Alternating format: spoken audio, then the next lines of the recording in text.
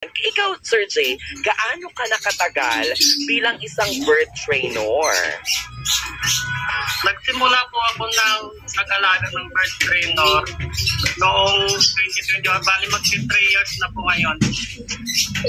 Ano po yung unang ibon na inalagaan niyo, Sir Jay?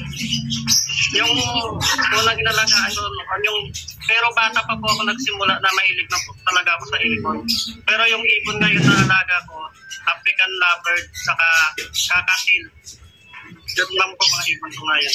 Yan po yung mga klase ng ibon or birds na madali pong turuan, Sir Jay? Yes po. Madali po turuan yung African lovebird. Magkaga ka lang po para matuto yung ibon.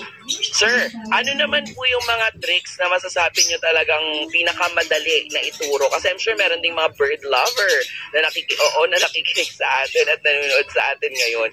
Ano po yung pinaka-easy na pwedeng i-train sa mga ibon, sir? Ang pinakamadali po na naturo ko sa aking ibon, yung walk recall at fly recall. Yun po yung pinakamadali. Sir, paano po yun? Yung fly recall, yung babalik-balik po sa bahay? Opo, yung ipapatong mo po yung ibon, babalik sa'yo. Sana all pinabalikan. Saring.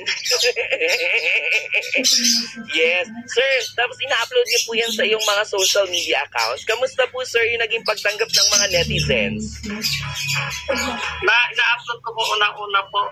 Maganda din po siya kasi marami din po tao na nagustuhan yung ginagawa namin ng ibon. At saka nai-enjoy po sila, namamangha po sila sa ginagawa ng ibon. Ganda nga, sir, sa video nakikita po natin, nagpa-basketball yung ibon, nagtutulak ng shopping cart, yung mga ganyan.